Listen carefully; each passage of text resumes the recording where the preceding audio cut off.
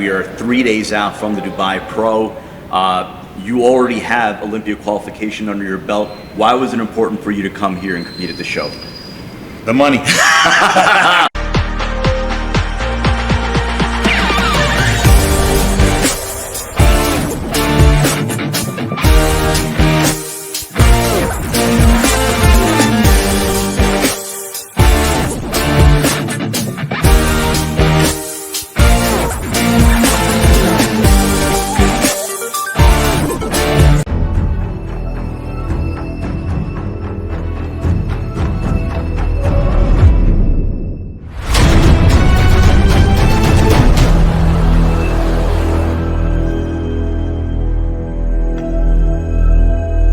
I created Species Nutrition with one mission in mind: to provide bodybuilders and serious athletes with no-nonsense supplements that work. I put my name and reputation on every bottle of Species Nutrition products. If you want to be your absolute best, join the evolution.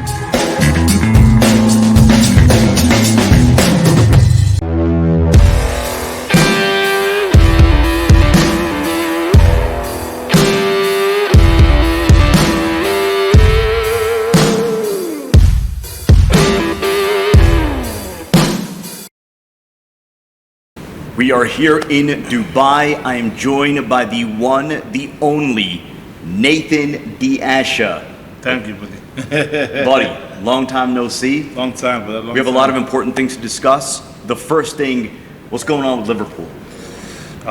New coach, new beginning. Right now it's a shambles, bro. It's a real shambles for us. But, you know, you got, like they say in bodybuilding, you have to trust the process, right? So, trusting the process, hopefully this year things will come to fruition and we'll get what's rightfully ours. Do you trust the plan of Arne Slot versus Jurgen Klopp? No, you can't be Klopp, man. You can't be Klopp. He's right now for those guys, he's God. He's still a living legend. But you know, his era is over, and we have to trust this manager. Hopefully he can make another legacy again, but fingers crossed. I have to say, speaking of Liverpool, another star in the making is your daughter. I was talking to you a little while ago, and you know, following you on social media, you post videos, clips of her. She is excelling now at the academy level. Yeah, no, she's now playing for Liverpool under 11s. Also, she's in the schoolgirls. She's dominating everything. 2 years ago, she couldn't kick a ball. She copied her brother, and now she's excelling. And you know, if she's happy, we're happy. Right. And as long as she's got a smile on her face, that's the main thing. She loves it. She loves it. We love it watching her, even though I'm not allowed to go right now because I'm too strict and too hard. But you're that guy. You're that yeah, parent. You're I'm that the crazy parent, right? But she's there. She's happy. So I watch the videos her mum sends me all the time, and for me, it's next level seeing her. You know. What about your son? Does he play soccer? Yeah, my son. Football. My son's the same level as my daughter. He's also academy level. He's just he himself right now. We would say within the north of England, probably top 2 best defender in this. Yeah, wow. And probably in the top 5 to 6 in the country for his age.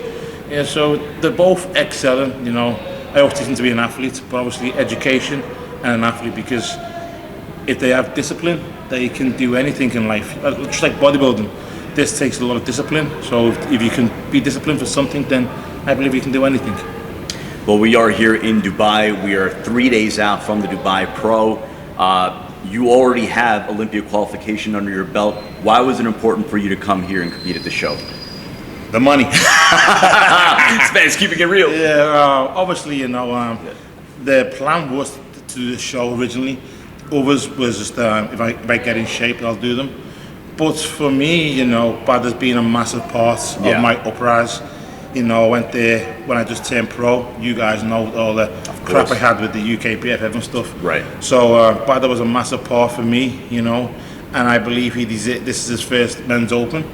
I believe he deserves, you know, the guys who he represents to be at that show.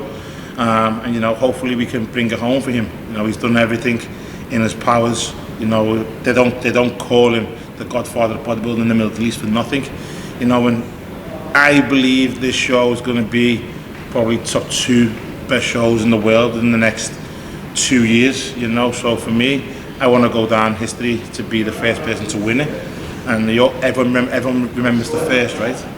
Well, let's talk a little bit more about what Mother has built. I mean, we obviously, it's crazy because when you think about your time in bodybuilding, the rise of Oxygen Gym, obviously the Camel crew coming about in 2014, 2015. And, we go from that period to now, where obviously he's expanded the gym empire here in Dubai, the Abu Dhabi location where you've been training. They're opening up a gym in Saudi Arabia, but now the investment that he's making into the contests, and when it's Badr, when it's Oxygen, they don't do anything halfway. Don't cut no corners, right? He always wanted to be the biggest show in the world. His ambition, as a man, is to be the biggest and the best at everything. If Badr puts his mind to it, and if you know him personally, that's what he's going to achieve, right? And he believes this Dubai, Middle East is where bodybuilding is at. If you've never been to Dubai or the Middle East, this is the mecca of bodybuilding right now. The guys here love it.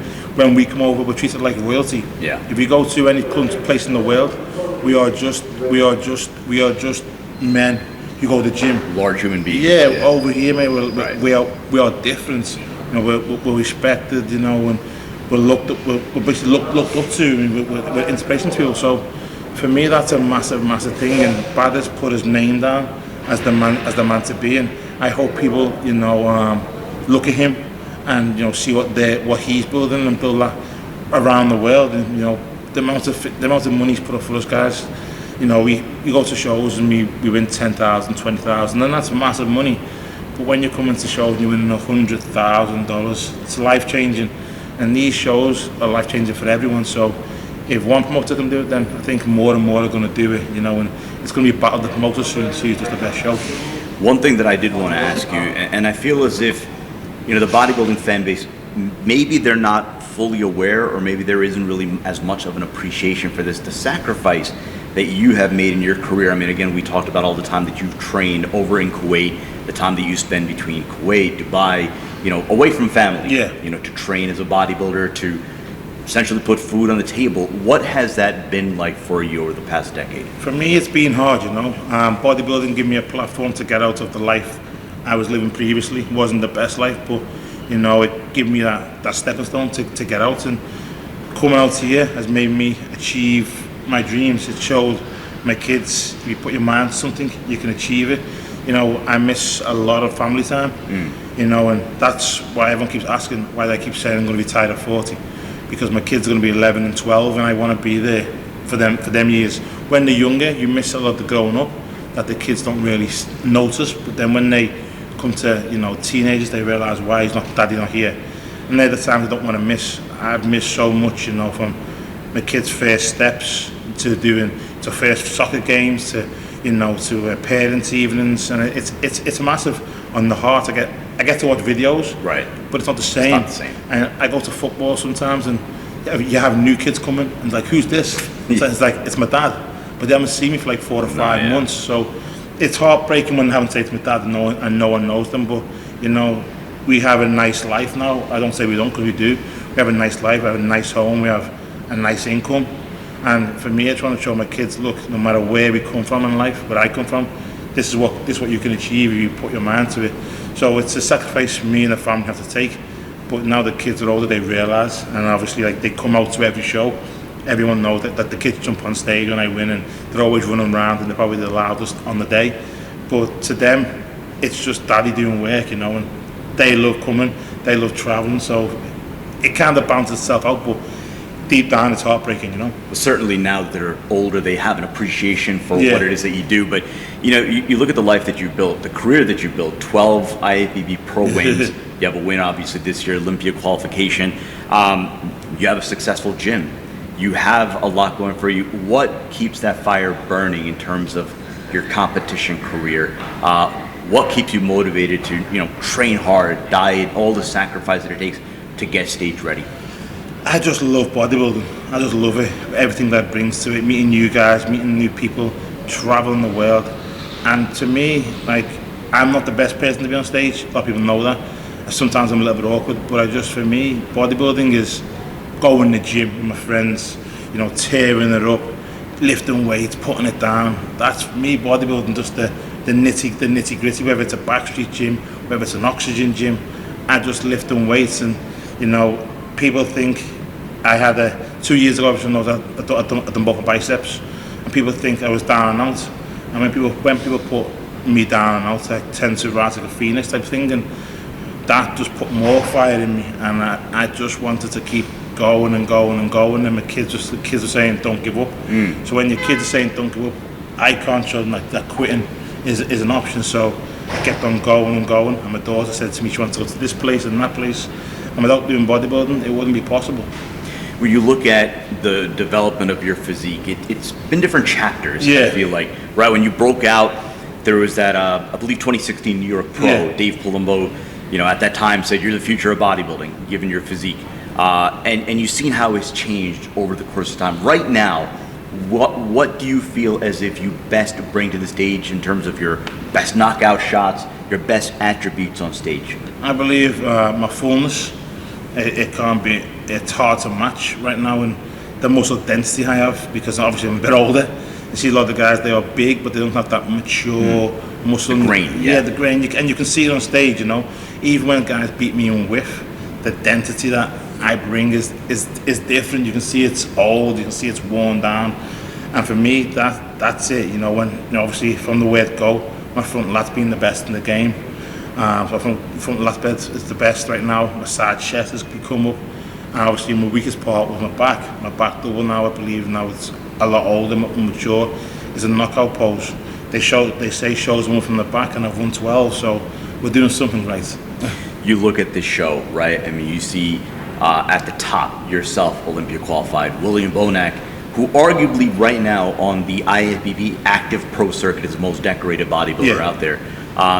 You have Behruz Tabani out of Iran, Olympia qualified. Then you have someone of a wild card, Rubiel Mosquera, someone you've gotten to know very well over the last couple of years, someone that you train with. What can you tell us, what can you tell fans what they could expect out of NECKZILLA? I believe he's a huge freak, you know.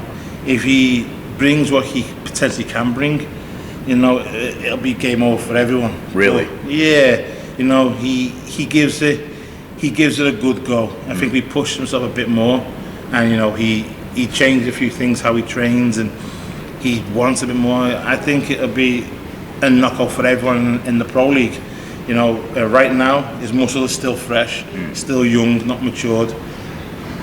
I would say give him another 18 months, 2 years. If he digs deep, he has to dig deep, you know, and go for that suffering barrier. It can be game over, you know. I think you just need to get that condition right, and condition is the hardest part, right? He has that big muscle, so when he turns to the side or he looks to the side, it looks like it's conditioned, but when you're at the show, it's just not there. So I think if he gets down, suffers a bit more, it'll be people best watch out. People are going to be sorry, you know. How special is it for you as a bodybuilding lifer to compete against someone who really has established himself as a legend like a William Bonac? For me, William's one of the first guys when I went to Olympia who acknowledged me. You know, he helped me. He helped me out.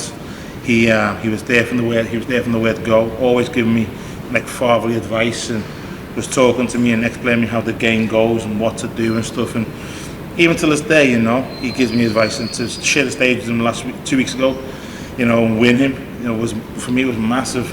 And give William his respect and his due. He said to me, "Bro, you've got this." I didn't believe I had it, but William said, "Look, bro, you've got this. Be confident." And for a man to say in an individual sport that you've got this, is a massive attribute. You know, to be honest about it, and you know, just even for him to greet me and say well done. For me, I can't ask for much more. It was an honour to be on stage with him, and you know, we had a little battle. But then off the stage, we went for some burgers and some food and some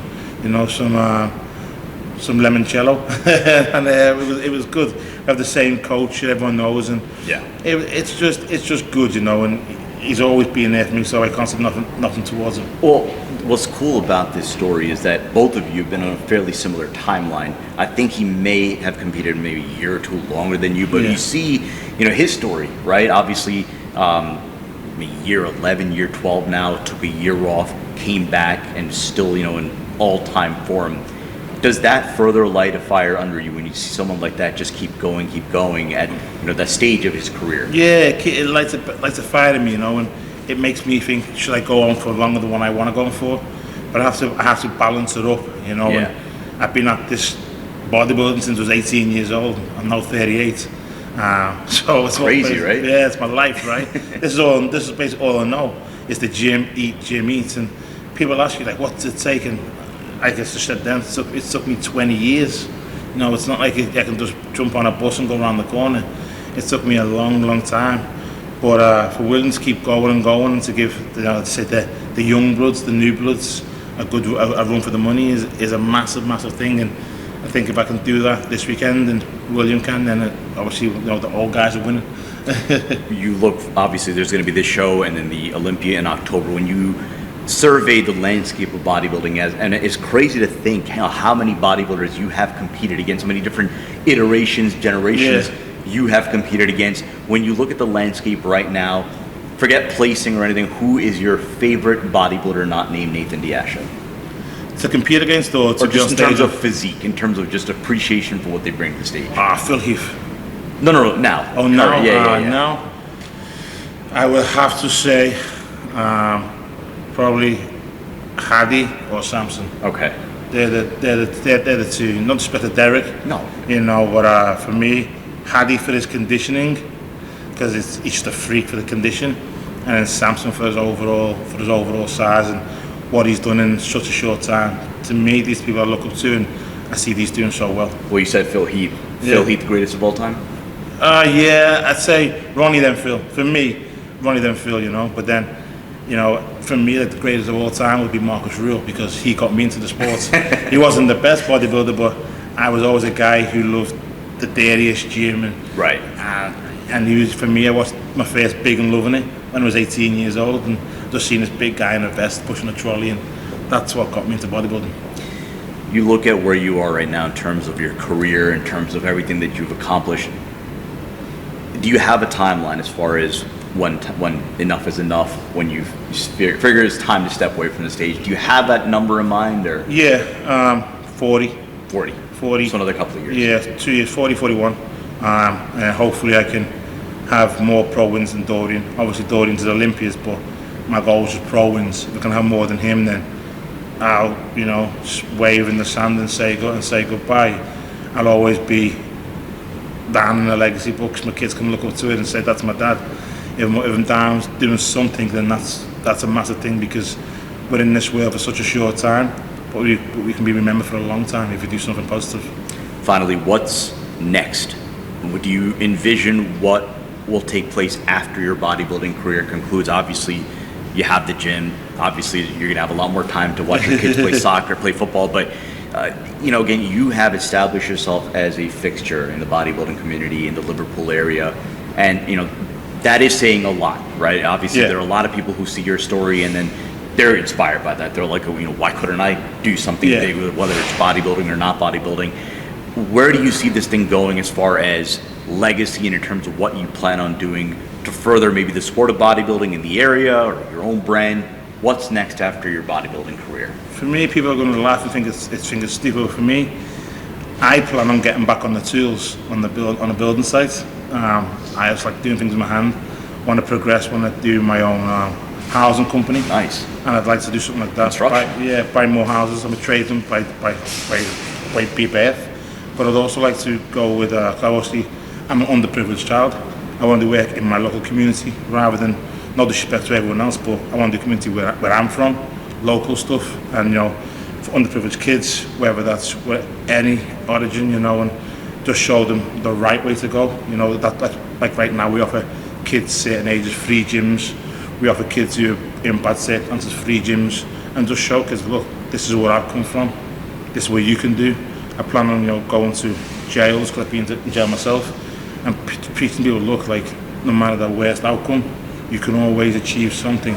So if my story can show one person you can achieve something, then to me that's the greatest gift ever, and if I can do it, then so can people. So I wouldn't say I'm a motivational speaker. I just want to share my story and try and help others. That's all I can do. And I'm not the most talkative person, the most best speaker, as they want to say, but people understand what I'm trying to get across. But you know what? You've gotten a lot better at this. You know this guy for about 11 years now, and from going from not understanding a word you had said to now this, eloquent 38-year-old bodybuilder, man, you've come a very long way. I know you have a show in 3 days.